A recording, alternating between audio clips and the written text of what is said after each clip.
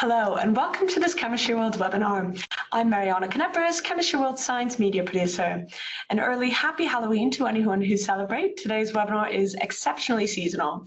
We are discussing the chemistry and history behind witchcraft. Now, popular culture tends to portray witchcraft as something fantastical and pure magic, but it's not all charms and spells. Witchcraft was and remains a cultural practice to this day, with some very real roots in chemistry. Today, we're going to explore this topic in depth, learning about the history and pharmacology of witchcraft through the ages. Now, on to some introductions. We're delighted to have two fantastic speakers joining us today. First, we will be hearing from Marion Gibson, Professor of Renaissance and Magical Literatures at the University of Exeter. Marion is an accomplished author in both academic and historical writing, featuring titles like Witchcraft, A History in 13 Trials. She's currently working on a history of the Witchfinder General Trials in Civil War Britain, set to release in 2026. We're very excited to have Marion joining us today. Also joining us is Michael Wink. Michael is a senior professor of pharmaceutical biology and director at the Institute of Pharmacy and Molecular Biotechnology at Heidelberg University in Germany. His research interests cover a wide spread and include, but are certainly not limited to, chemical ecology, molecular pharmacology, evolution, and more.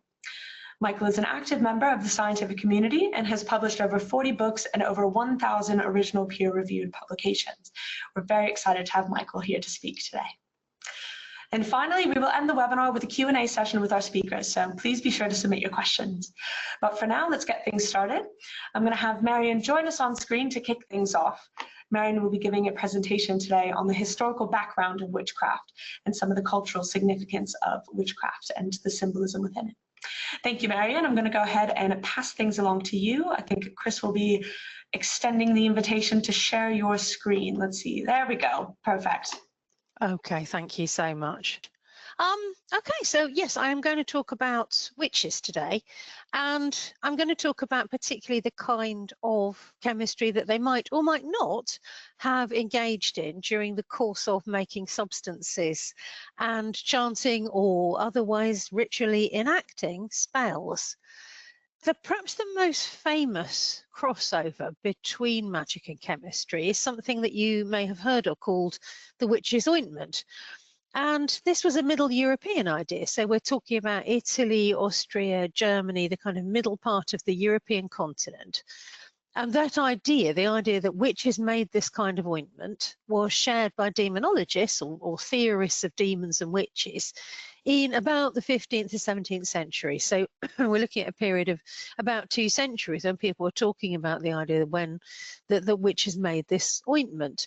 It was usually believed to be applied to the body, or sometimes also to objects that the witches might be supposed to use in their magic. So, for example, a stick, so something like the handle of a broom or the handle of a pitchfork, something like that.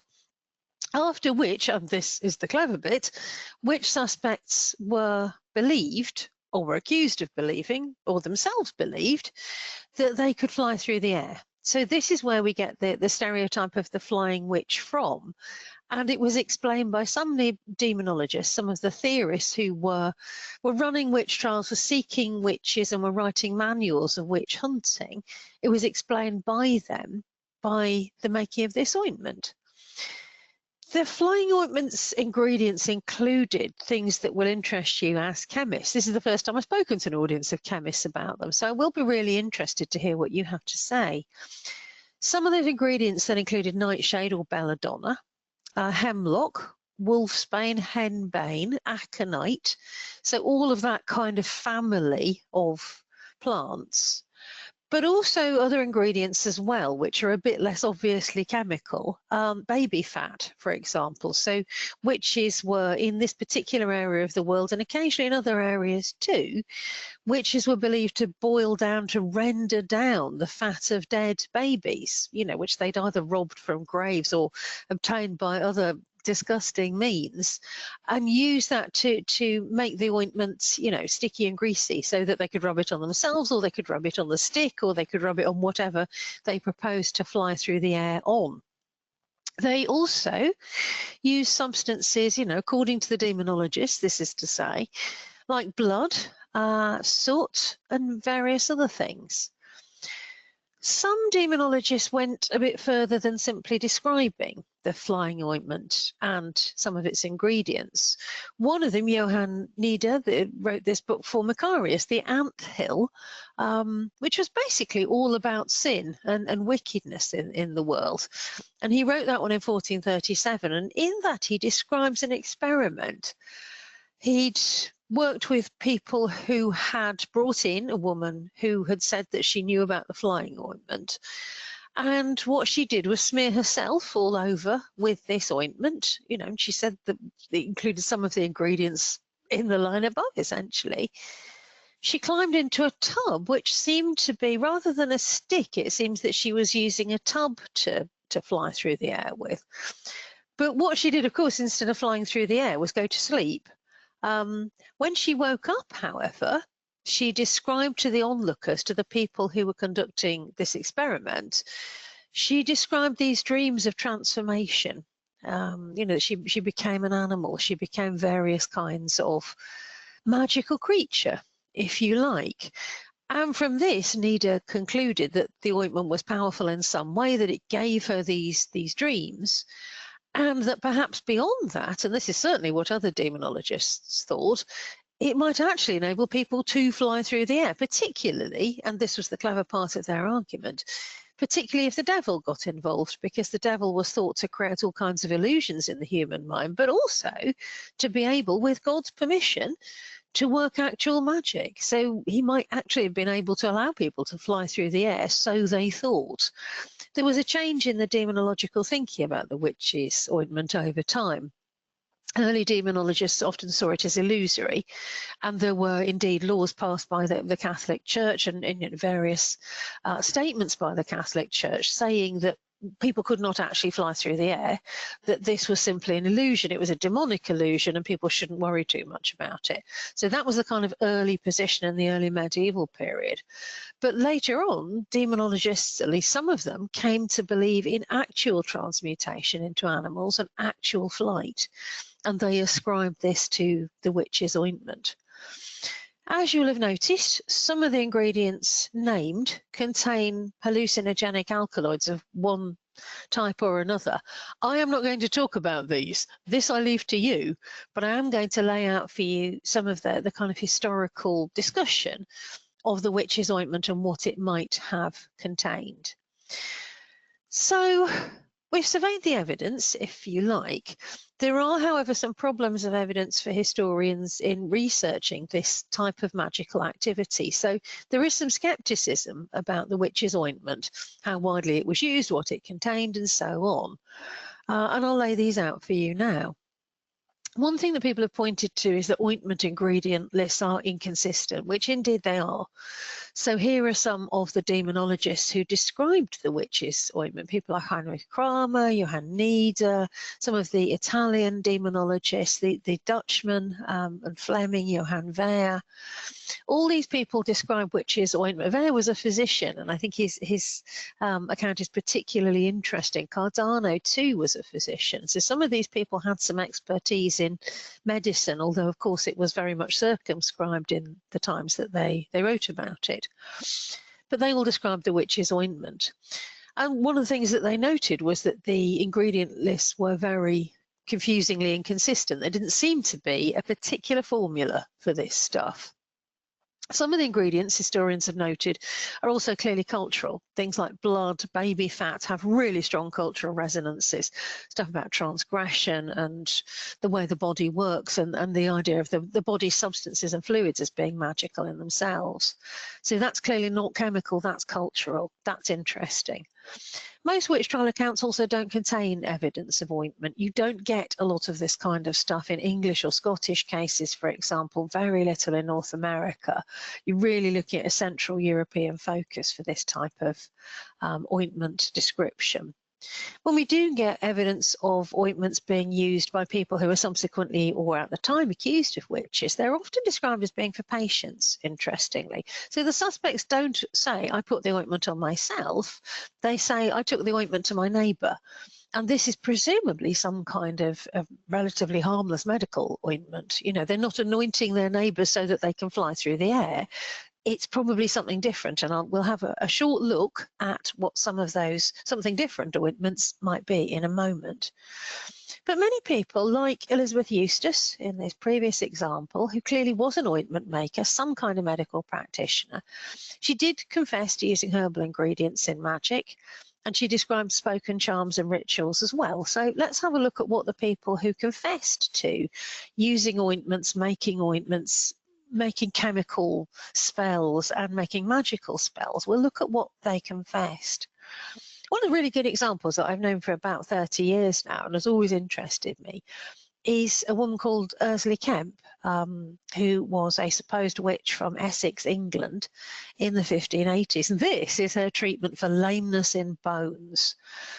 So this is what she tells the magistrate she does. She says she takes hog's dung. Remember I said some of the ingredients were cultural, yuck, and chervil, so you know, the herb, and put them together, she says, and then you're to hold them in your left hand, and you're to take in your other hand a knife, and you're to prick what she calls the medicine, this sort of ball of dung and herbs, 3 times, and then you're to throw it into the fire. So that's that bit of the spell done.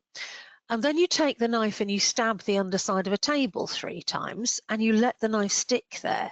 That seems to be, looking at other examples of this type of spell, if the knife sticks, the lameness will be removed. If it keeps falling out, the magic isn't working.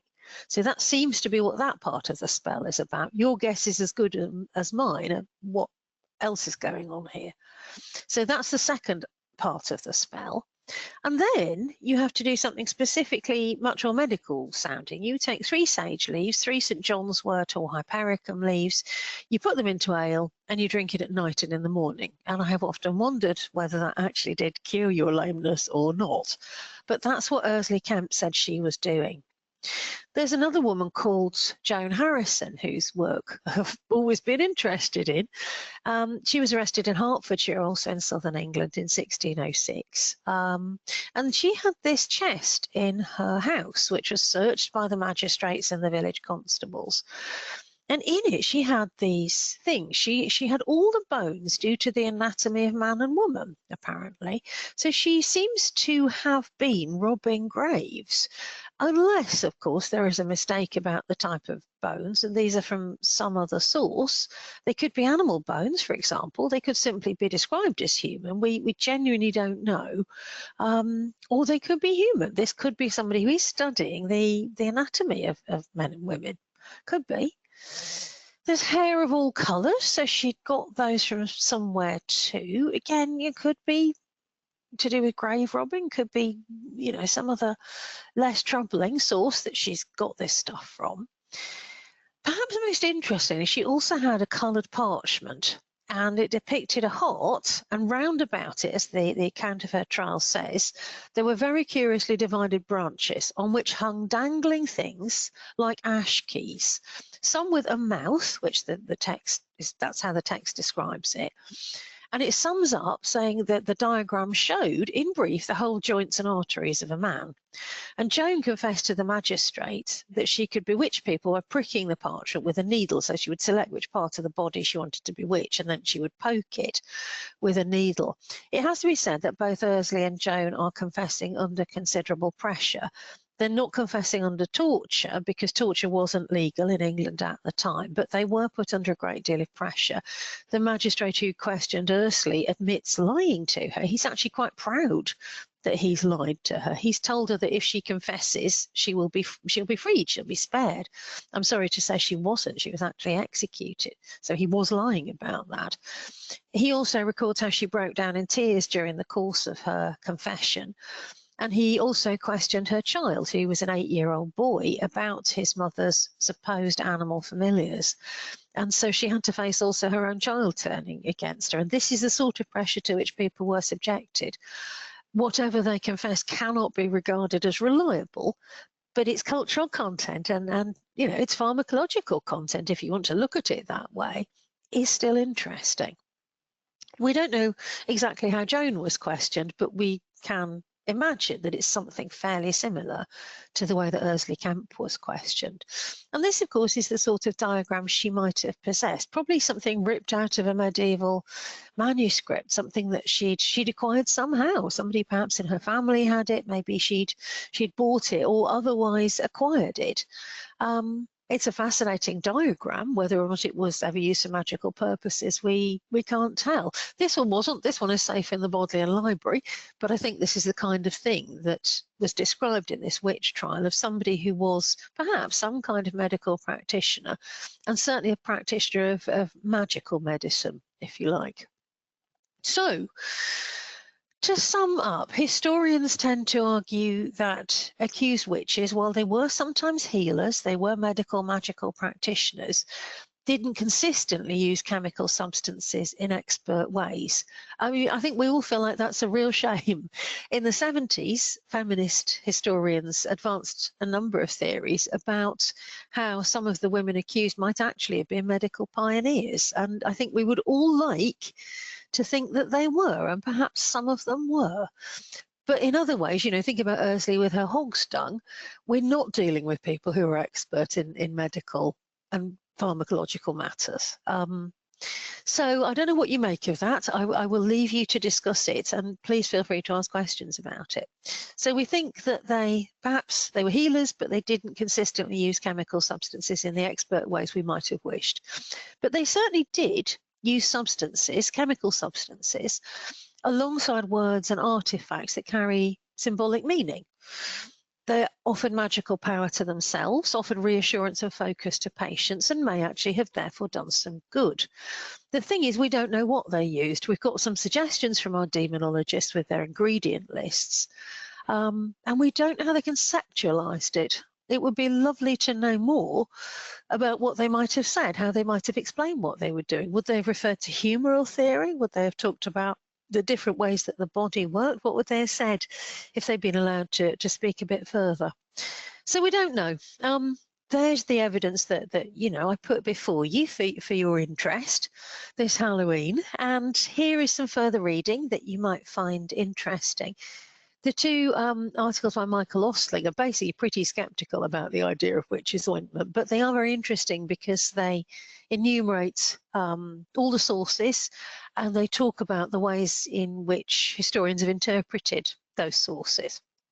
Edward Beaver is much more in favour of the idea that witches did use ointment, and some of them were medical practitioners, and there may have been some efficacy in what they actually did. So he argues back against Michael Ostling. And if you want to take a look at those, you know, please feel free to take a screenshot and go look at them. Or, as I say, please feel free to ask questions later on. Thank you very much. Thank you so much for that, Marion. That is a fascinating, fascinating background. I think it's really interesting, the point that you were making earlier about Joan Harrison in particular. You know, yes, she collected lots of bone and hair, which does seem quite suspicious. It's not something we typically do. But, you know, back then, was that witchcraft, or could it have been science? I mean, you know, there clearly weren't all experts, but perhaps there were some people who, you know, were actually gaining quite an advanced understanding of, you know, how humans function and anatomy and you name it. I mean, it's really interesting to think about. That is a great question. Yeah, we don't know what these people were up to. All we can do is look at the evidence that we have with all of its pitfalls and try to come to some sort of conclusion in individual cases, or, you know, as a sort of mass observation of what we think people across Europe and North America were doing in the 15th to 18th centuries. Exactly, yeah. Hopefully, as the years go by, we'll uncover more things that will give us more answers. But as you say, for now, we just have the evidence that we do have. Thank you so much for your presentation, Marion. I'm going to come back to you later on for the Q&A session. But for now, I'm going to invite Michael on screen to join us. Michael will be discussing the chemistry behind some of the things Marion may have mentioned, specifically looking at more of the pharmacological background. Michael, thank you so much for joining us. We have your presentation on screen, so I'll now hand things over to you to take away your presentation. Enjoy. Well, thank you, Mariana. Welcome everybody to the next part, which will deal much more about the chemistry and pharmacology of psychoactive plants used by witches and sorcerers. So it will be beyond a little bit the ointments. Next slide. Normally, we consider plants from the point of usefulness. We know food plants, we know spices, garden plants, and plants we have no use for, we call weeds. But there is one area of plants where we know it's about chemistry. These are the medicinal plants, the poisonous plants, and one subgroup of the poisonous plants are the psychoactive plants, which will be the topic today. Next, please. Now, next. Well, before going into detail, just to remind you, plants have a very interesting chemical life. We distinguish between primary metabolites like sugars, carbohydrates, proteins, nucleic acid, lipids, vitamins. They are essential for life. In addition, plants produce a great diversity of small organic molecules.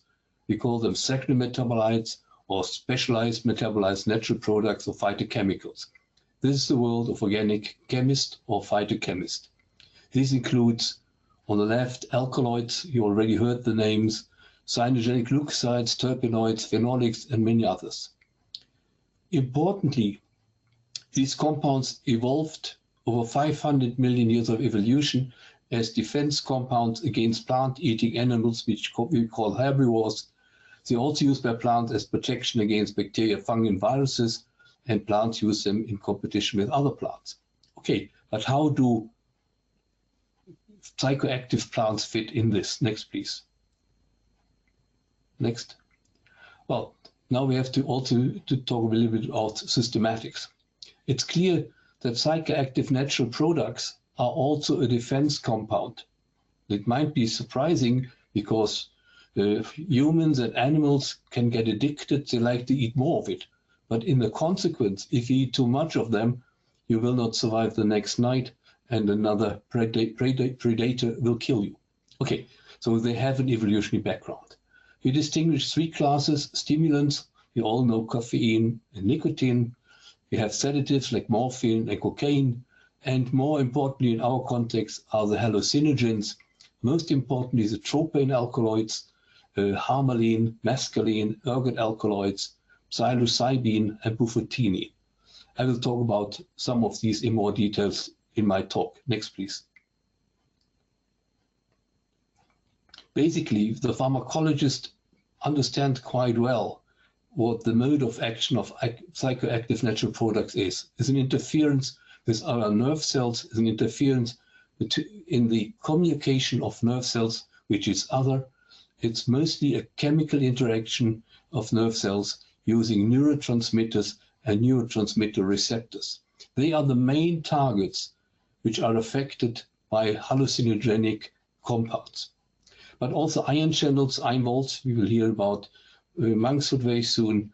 Also the uptake and storage of neurotransmitters play a role, and also the enzymes that degrade neurotransmitters. We'll have an example very soon. So this is for a background in chemistry. Next, please. Next slide, please. All animals have a certain set of neurotransmitters. Important is acetylcholine. We will discuss it a little bit more in detail. It's important for the sympathicus and parasympathicus running a lot of our systems in the body. Then we have serotonin and dopamine, which are important for our well-being and feeling, and we have GABA in addition. All these neurotransmitters are charged molecules under physiological condition, and acetylcholine is permanently charged. And most of the compounds which interfere with the receptors for these transmitters have chemical similarities to the neurotransmitters themselves. Next, please. Well, now let's go into some examples. Maybe one of the earliest descriptions of witchcraft in human history is found in Homer and his famous writing, the Odyssey. You all probably heard about it. And I will only want to cite one example of his voyage around the Mediterranean.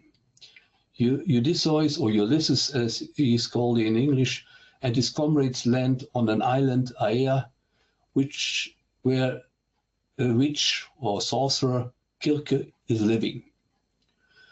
Kirke tries to attract the companions of Ulysses to her palace, and when they arrive at the palace, she offered them food and drink, and now the hallucinogenic drugs come in. She gives them a magical potion. And when the companions drink the wine, Kirke turns the men into pigs or swines. So this is a classical picture known in antiquity. Odysseus came later, and on his way to her, he's met by Hermes, who was sent by the gods, and Hermes gives him another plant called moly, the magical herbs that if he eats it, he is protected against the sorcery of Kirke.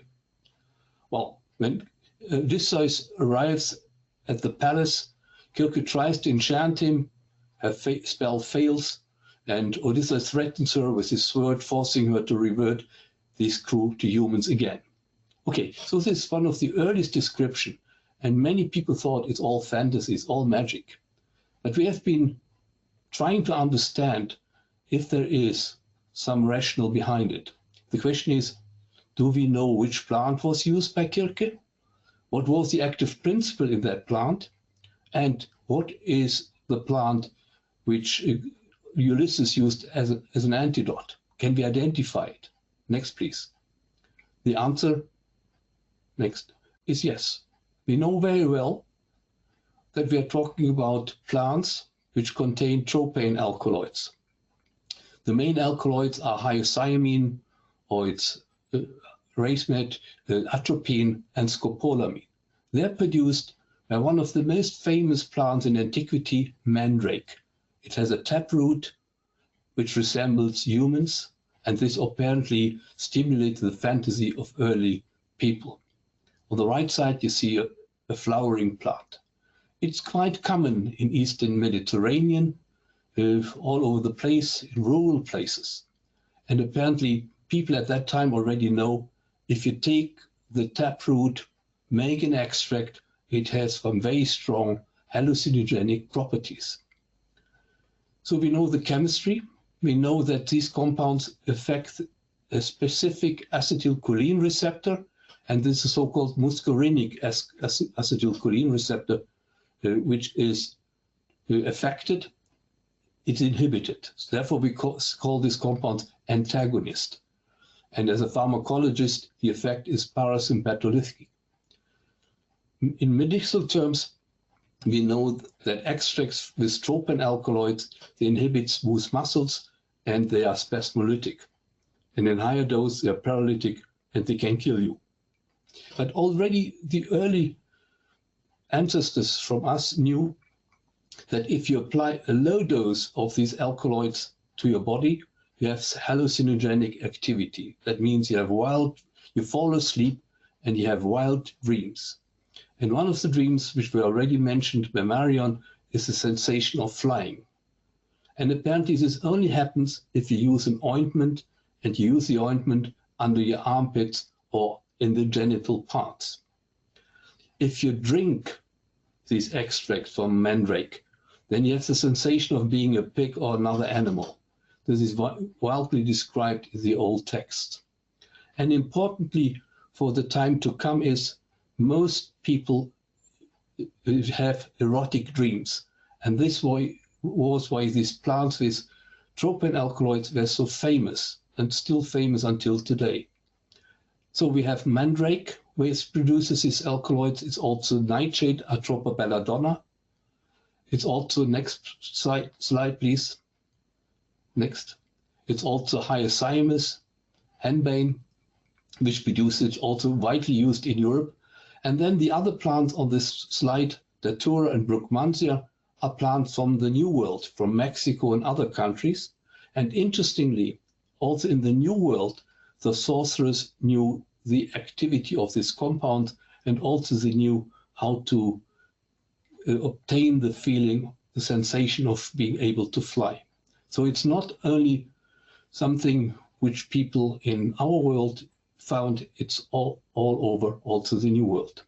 Okay, so that's more or less, we know what Kirke was doing, what plants were doing, we know the pharmacology. But now the question is, next slide, what did Ulysses do to protect himself? this was a question open for many people who translated the text, because they only described that mole was a plant with white flowers and a black root. And it turns out that this plant is most likely snowdrop, which is quite abundant in Eastern European countries. And here we have another alkaloid, is galantamine, and galantamine is a known inhibitor of acetylcholine esterase. If you take this compound, it counteracts the activity of atropine or the tropane alkaloids because it produces more free acetylcholine in the synaptic cleft.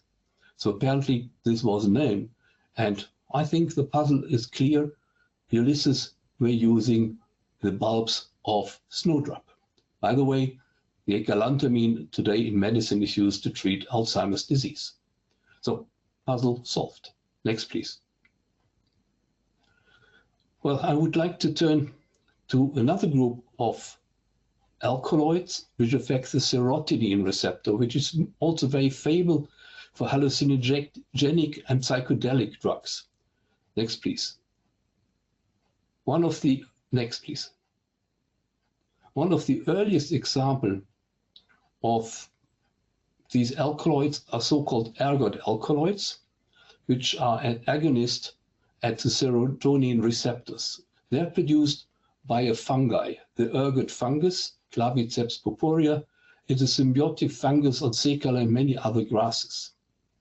So it's still used, the alkaloid is still used to do in medicine. But it was already known in antiquity that these alkaloids have hallucinogenic and psychedelic properties. The description of the Eleusinian mysteries reminds that they were probably using ergot alkaloids to have these visions. It's known in European history that around 1600, we had a disease in Europe called ergotism, or St. Anthony's fire, and this was caused by mass poisoning of wheat and barley with this ergot fungus. And at that time, people were known to have hallucinations, but they had convulsions and even gangrene. So it was known that these compounds are active. And it was also used by witches. And there's a famous witch trial, the Salem witch trial in 1692, where the background was mostly the ingestion of these alkaloids. Okay, so this would be typical serotonin agonist. Next slide. Next. Okay, now we switch a little bit to some other compounds, but they also are agonists at this receptor. Like we start at the bottom. In the ointments the witches were using in Europe, they also had an ingredient. These were the skins of toads. People always said, why? The answer is because the skin of toads also contain a psychoactive compound, is bufotenin. It has psychedelic properties.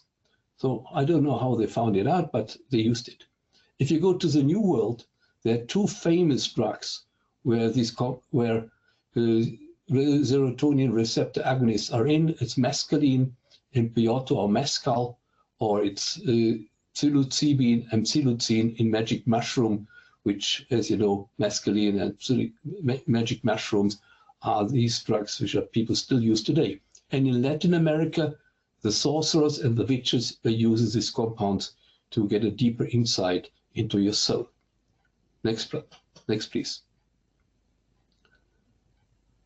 Well, let's come back to Eurasia. If you go to Eastern Africa or to the Arabian countries, there's a picture of the flying carpet, and people don't know what's happening.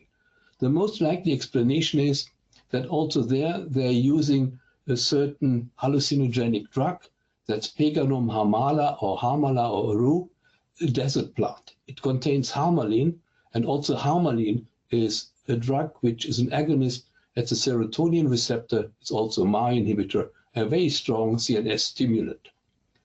An equivalent to Peganum is Banisteriopsis carpi, ayahuasca, in the Amazon, where people still today use this drug in rituals. Next, please. My final example of this hallucinogenic fungi comes from the old world, is the fly agaric or the panther cap. They contain muscarine, is an agonist at the muscarinic acetylcholine receptor, and ibutenic acid, which is converted into the body to a very strong hallucinogen muscimol, which is a GABA agonist. Also, Amanita muscaria had been used in many of the prescription of ointments. Next, please. Well, and also already mentioned, in some of the ointments, witches had an ingredient which is a very toxic compound. It's aconitin, a diterpene alkaloid from aconite or monkshood, because aconitin is an agonist at sodium channels. It inhibits neuron and neuromuscular activities. An analgesic, that's how we use it in medicine, but also a strong psychedelic. But it's very tricky to use it, because if the concentration is too high, it's your last flight. Okay, so apparently the witches had some good knowledge about dosage, which was very important for all the magic drugs people were using. Next, please. Okay, so we already were introduced in the world of flying ointments, unguentum sabati, which were used apparently between 1450 and 1750. And this was more or less the pictures at that time. You saw witches flying on a broom, and they all met on a Sabbath on some mountains. And there were very good descriptions on plants which were included into the ointments, like nightshade, we already heard, Atropa belladonna, henbane, hyoscyamus, mandrake, mandragora, aconite, also Papaver somniferum. It's the poppy, this plant, which is morphine, which is a strong inducer of sleep, and Amanita muscaria, the flycap.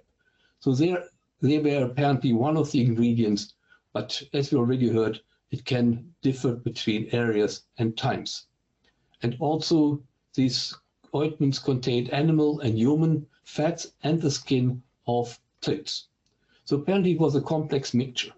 And there's another thing which we have shortly discussed before I really finish. You can drink this stuff, but that's very dangerous. Apparently, mostly people were using ointments. And here we have to understand a little bit on the preparation. If you put things on your skin, only lipophilic and uncharged compounds can be absorbed. Polar ones not. But alkaloids, when they occur in plants, they are charged, they are protonated molecules. So what you have to do, and this is one of the secrets to make the ointments, you have to convert the alkaloids into the free base and dissolve them in oil and fat. And in order to convert them, you need ash from fire or limestone to produce a free base. So this is something which is already also written down. Without this knowledge, it would not work. Next, please. Well, I come to an end. Well, you see, the world of witchcraft, the world of sorcerers, to my mind, is strongly connected to plant chemistry, to plant chemicals which affect our nervous system. If you want to learn more about them, I have written a book on mind-altering and poisonous plants over the world, where you find all details, and also a book on alkaloids and others. So, well, it's a fascinating world, botany, tradition, culture, and chemistry. I'm open for questions. Thank you very much. Thank you so much, Michael. That is a fascinating presentation. And it's really great to have both the historical and chemical context of witchcraft side by side. It really paints a picture of kind of the full picture of what witchcraft really is. Now, I'd like to welcome Marion back on screen to join us for the Q&A session. I've had quite a few questions come in, lots of interest in this subject, which is quite exciting. So I'm going to start off with a question for you, Michael. Now, was witchcraft and sorcery, was that restricted specifically to Europe? Or you mentioned the example of the magic carpet in Arabia, but we have someone submitted a question to us asking, are there differences in historical mixing exist between Afro-Caribbean healing tradition and religious assimilation? I mean, is that something that you have experience in? Okay, so basically, the written history is mostly preserved from Europe, as Marion was mentioning. Also the old stories about the ancient times. But we know that also in Mexico and other countries in Latin America, the use of hallucinogenic or psychoactive plants was widely known. And there we also have witches, or mostly they are called sorcerers, which also had this people coming to a meeting where they got the drugs and then they fell asleep and have visions. So that's probably also another world, but it's less well documented. But also there's a lot of literature, but it's a completely different one. But interestingly, the sort of compounds they were using, or plants, was very similar. Like the stropane alkaloids, they don't have mandrake, they don't have atropa, but they do have datura and they have brugmansia, which contain the same alkaloids. And by trial and error, they found out that it works. Also, there is a description that people can fly. So apparently, the pharmacology is universal, but the plants are local. I see, I see. That's quite interesting. Marion, do you have any experience? I know you specialize mainly kind of within Great Britain and kind of that historical Renaissance context, but do you have experience, you know, have you heard of other kind of examples around the world of witchcraft? Yes, there are lots. So there are witches in almost every world's culture. The difference is in how they're conceptualized, really. So there are Jewish witches, there are Islamic witches, there are witches who are perhaps a little bit more like shamans or cunning folk, you know, wise women, magical practitioners across Asian cultures.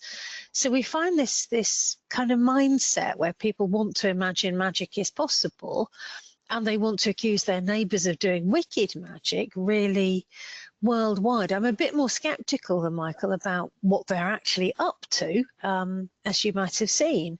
So I would tend to focus rather more on cultural and religious factors and psychological factors, particularly people's apparently bottomless determination to scapegoat other human beings and accuse them of all sorts of nasty things, to explain the prevalence of witch hunting across different cultures. But it's certainly true that people would have experimented with local plant life, and they would have had their own quite distinct cultures of witchcraft, whether that was something they were accusing somebody else of or something they were saying, well, actually, I practice this is what I do. Yeah, you mentioned witchcrafts. It's quite interesting because there's the most kind of well-known example, I suppose, is like the Salem witchcraft trials.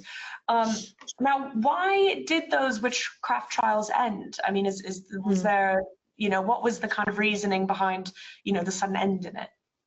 This is a great question. In a sense, nobody knows, but what seems to have happened is that the magistrates and judges, so the social elites who were initially behind the witch trials, they were the demonologists, they were the people who were questioning suspected witches and sentencing them to death. They seem to have changed their minds about how possible all of this was, and decided that even if people were practicing magic, it was essentially harmless. That seems to be something to do with the early stirrings, if you like, of the scientific revolution in the 18th century.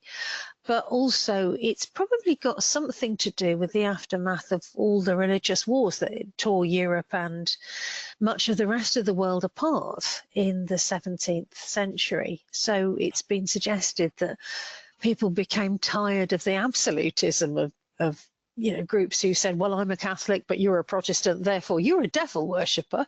And they decided that that was unreasonable in that classic 18th century way. You know, this is unreasonable, this is irrational, and maybe turned away from the very spirit of accusation because of that.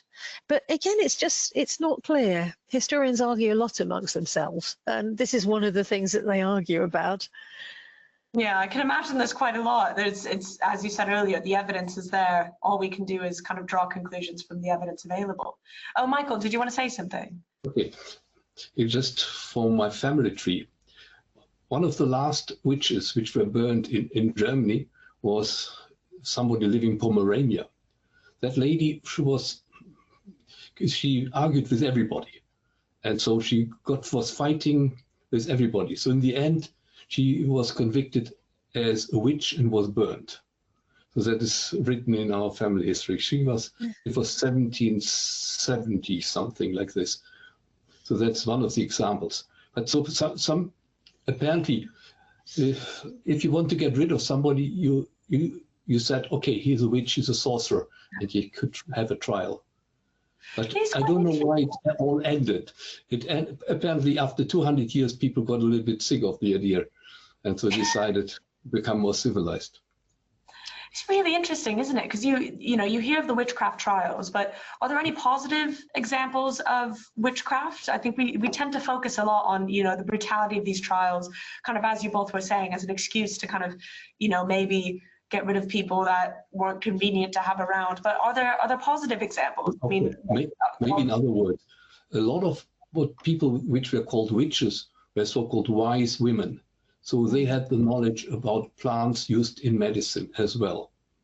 So that was the other side. So they knew not only on hallucinogenic drugs, but also on painkillers, plants against heart disease and others. So it's apparently the two sides of a coin. Is a deep knowledge of plant chemistry. I think some of the magical medical practitioners did have a really positive effect. Yes, whether that was medical or whether it was psychological or whether it was social, they were often people who were relied on by their communities in times of crisis. So, sometimes they were healers who would help you if your child was sick. Sometimes they were midwives or children's nurses who would look after your family. They were often regarded as kind of pillars of their community, really, which I think is why it's particularly sad that they were accused of witchcraft. It was quite easy for somebody to fall from that position of respectability into being accused of witchcraft. Say you attempted a cure and it went wrong, and somebody died who you had thought would recover. That could be really difficult for you. But some of the things they used clearly had no efficacy at all, which is important to say. If you give somebody a stone with a hole in it as a charm to help them give birth, you can see the symbolism of that. This is about kind of opening of passages and giving somebody something to hold on to that is a concrete thing that will comfort them during their time of pain and difficulty. It's going to help in those senses, but it's not going to help medically. So I think it's important also to remember there's this whole hinterland of things that they were doing, which were not medically efficacious, but worked in cultural terms very much, worked in sociological terms, and were thus a positive contribution to the communities that they lived in. Yeah, it is interesting. I think there tends to be almost a blurring back that nowadays we define things very specifically. This is medically efficient, this is culturally efficient, we can kind of distinguish those things. But I think it is an important point worth bearing, where back then if something worked, it worked. It didn't really matter, and sometimes it worked so well that it seemed magical, that was the way of explaining it. But if it had the desired effect, maybe that's all that mattered. It's only now I think that our curiosity is very much like, but why is it, we have that kind of those paths of inquiry. It's interesting, isn't it? Kind of going along down these lines, of the kind of suppression of witchcraft over the ages.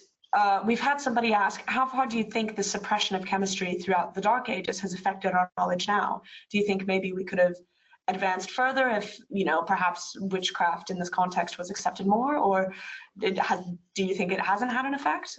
Michael, why don't we start with you for this one? Oh, difficult question. Well, maybe on another aspect, when surgeons were doing operations in the early days, they were use painkillers. And one of the painkillers they're using were extract from mandrake or atropa. and in addition, they used morphine, opium. It really worked.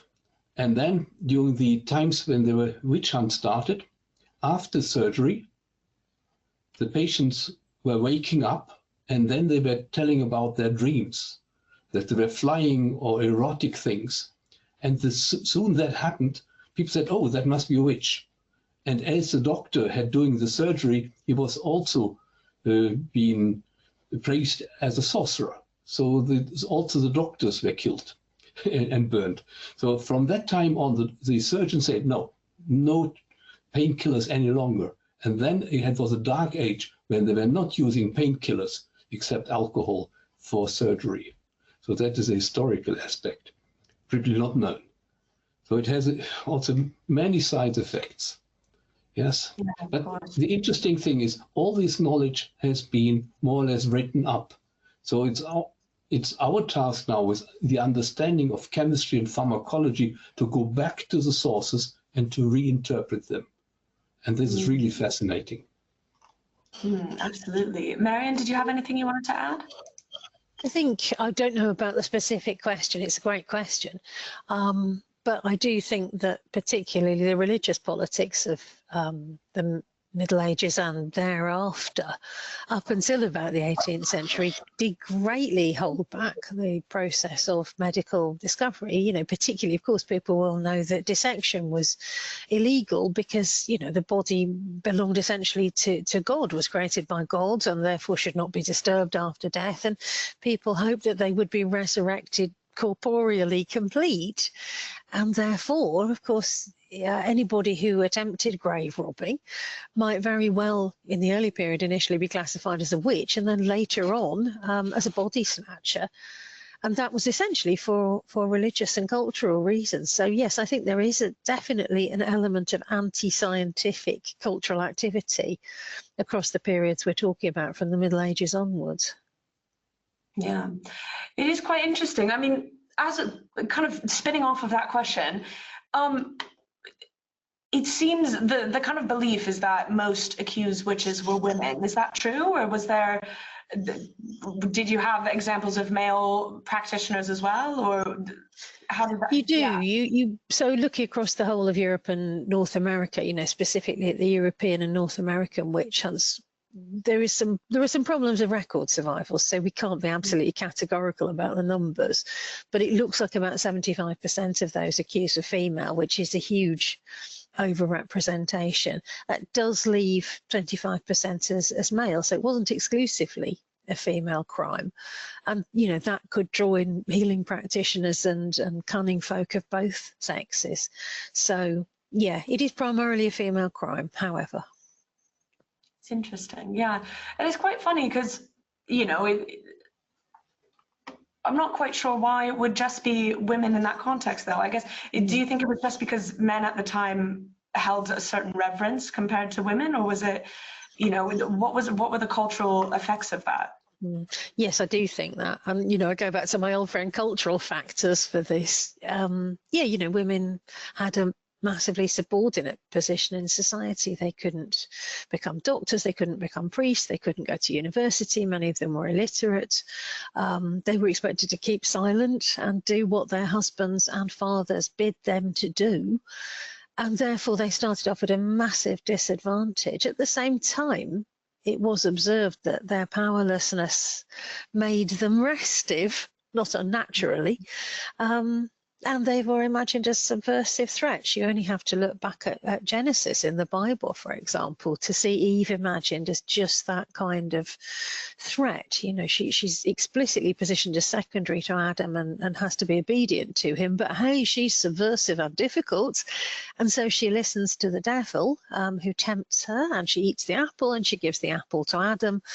That is, if you like, a classic witchcraft trope. You know, it's a classic story of witchcraft, and I think that had, it seems astonishing that it would have so many real world effects, doesn't it? But I think once you start with those kind of assumptions about gender, it's really easy to become convinced that you know, a number of members of one of the sexes are subversive and are likely to turn to the devil to get more power over the other one. The male accused are interesting too. They're sometimes linked to the women who are accused, so they're sons or husbands of those who are accused, and it's been suggested that maybe they're sort of performing the wrong type of masculinity, if you like. Maybe they're not masculine enough, or they're too much linked to the woman who is also accused alongside of them. So it's a really complicated question, but it's really interesting to think about. Michael, did you say you wanted to add something? Well, I would like to add one thought. In the medieval ages, we had a lot of monasteries with nuns, which were educated, and they could read the old books about herbals, about drugs. And there's also a tradition about herbal medicine, like Hildegard von Bingen and others who had a deep knowledge about plants. They knew plants for medicine, but they also already knew about these plants with hallucinogenic or psychoactive activities. And also a lot of nuns, as far as I remember, were later accused to be witches. So they had the knowledge, they could read the old text. They probably were aware of the Odyssey and all these stories. So they tried and found out it works. So there's a certain area of deep knowledge, and there's also in every village they had a wise woman who had some knowledge traded from their grandmother and so on. So it's a complex world. But it's also an academic world to some degree in the monasteries, because they had all the books and they could read them. Yeah. Because it's written down in many of the old books which we have. Yeah. Switching gears quickly, Michael, something that you focused in on your presentation, you mentioned that, in some of these contexts, witches knew about the correct dosages of certain things to take. We have a question that someone is asking, how many, or do you know if there was a percentage of casualties that happened before something was actually found useful? I mean, presumably, there's a learning process to find out what these dosages are. For sure. Because this is more or less what distinguishes the amateur from the expert. They had probably tried out in early days, and usually what you do is you start with a low dose and increase the dose until you see an effect. So they probably never started with an extremely high dose, because, well, in that world you had to understand toxic plants, because a lot of food came from the plant world. If you made a mistake, that was your last meal. So therefore they had knowledge how to do it. So the idea is they probably tried with a low dose, increase the dose, and then if it was too much, they had a side effect or after effect, or they died. But mostly they optimized the right dose. And this was more or less the secret of those women who had knowledge about hallucinogenic drugs. Interesting. Wow. Marion, is that something that you've done in your research, that you've looked into? Not really, no. I don't know of any evidence of it, so I've not seen any sources that comment on that, I'm afraid. It's interesting, though. That would be the most sensible approach, is start small and kind of, hopefully don't go in full guns a-blazing. But it does go to show, though, like back then it was so experimental, and there was so much risk involved with it. But, if you did find something that could work, even in a medical context, that is, quite an advance in that context. Now, I'm going to end the session with one more question. We have somebody who's asking, for both of you, do either of you have recommendations for related graduate programs, things that specialize in chemistry, pharmacology, ethnobotany, something relating to the subject? Michael, maybe do you want to start on this one? Well, I would like to start that, at least in Germany, the students of pharmacy, they have to learn about plant chemistry. Also, they learn about toxic plants, the mode of action, and the pharmacology. So these are the ones where you can learn the chemistry at university. But it's usually not connected with culture, so this is missing. So unfortunately, you have to have a complex view. What we had today, you will not find in university, at least I'm not aware of any place. But there are some programs out there for kind of the, as you say, the ethnopharmacological. Yes, okay, the ethnopharmacy, yes, okay, they are being taught, especially in Germany, in Switzerland, and in Austria. We have a very old tradition in plant medicine. So therefore, we are taught. So it also in depth. But it's different in the English-speaking world, as far as I understand. So there the universities stop teaching medicinal plants, or at least no longer as deeply as we do. Yeah, perhaps Marion, you could maybe give some suggestions of some, I mean, maybe it's more of a literature, historical perspective that you come from, but yes, that's right. I mean, I'm not really the right person to ask, but the university where I work, Exeter University, does offer a degree in magic and occult sciences at MA level, which is primarily historical. But I do know that some students do, on that program, do want to write about herbal medicine, for example. And I can recommend my book, Witchcraft, A History in 13 Trials, if you want to know more about witches. But I'm afraid I don't know about botanical medicine. I don't know about chemistry courses. No, of course. I mean, but that's the nice thing about having both of you here, is you have two very different perspectives on the same topic. It's quite interesting. So with that, unfortunately, I think that's all we have time for today. We've gone a bit over, but we just had so many lovely questions. I think it's a very popular subject. So thank you so much, everyone, for joining us. And I'd like to thank Michael and Marion, especially, for taking the time to share their knowledge and expertise with us.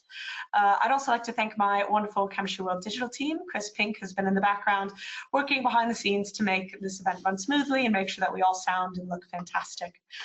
Today's webinar was inspired by Victoria Atkinson's feature last month titled Witchcraft's Chemical Secrets, the Science Behind the Spells. Thank you all for joining us, and we hope to see you in another Chemistry World webinar soon. I'm Mariana Kneppers, Chemistry World Science Media Producer. Goodbye and see you next time, and happy Halloween.